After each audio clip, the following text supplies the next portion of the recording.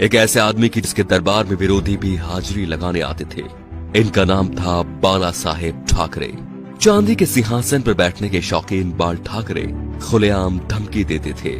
ये बात है सन 1990 के आसपास की। कश्मीर में इस्लामी आतंकवाद चरम पर था। कश्मीरी पंडितों को भगाया जा रहा था। अमरनाथ यात्रा चल रही थी। आतंकवादियों ने यात्रा बंद करने की धमकी दे दी और कहा जो भी अमरनाथ यात्रा आएगा वो वापस नहीं जाएगा।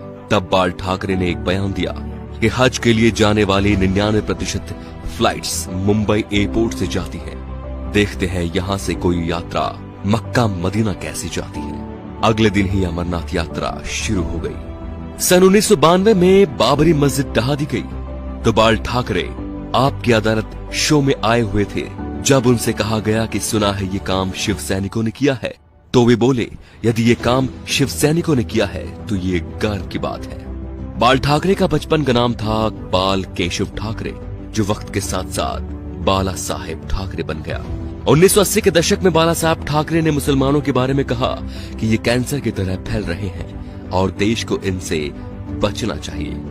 1950 के आसपास टाइम्स ऑफ इंडिया के संडे एडिशन में इन्हीं के कार्टून छपते थे।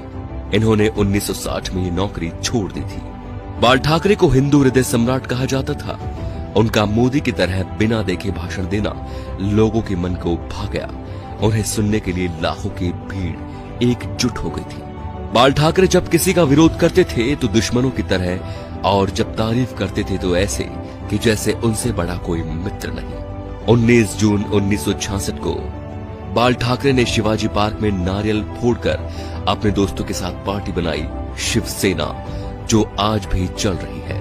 बाल ठाकरे की एक खास बात थी कि वो कभी किसी से मिलने नहीं गए। बड़े बड़े बॉलीवुड एक्टर बियर पीने और उनसे मिलने उनके घर आते थे, जैसे नरेंद्र मोदी, माइकल जैक्सन। बाल ठाकरे के कुछ स्पेशल शौक थे, सिगार, व्हाइट वाइन एक्सेट्रा। ज्यादातर लोग फोटो या इंटरव्यू में उनके हाथ में पाइप या सिगार होती थी। 1999 में बाल ठाकरे पर 6 साल तक वोट डालने और चुनाव लड़ने पर बैन लगा था, लेकिन बाल ठाकरे ने अपने जीवन में कभी चुनाव नहीं लड़ा। अपनी मौत से 2 महीने पहले ठाकरे का एक बयान आया कि आर्मी मेरे हवाले कर दो, मैं देश को 1 महीने में ठीक कर दूंगा। 17 नवंबर 1912 बाल ठाकरे का निधन हो गया।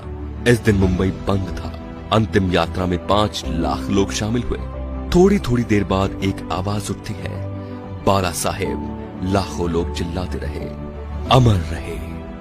बाल ठाकरे ना तो मुख्यमंत्री थे और न सांसद, फिर भी उन्हें मरने के बाद 21 तोपों की सलामी दी गई, जो राष्ट्रपति प्रधानमंत्री को मिलती है। ये रुतबा था बाला साहेब ठाकरे का।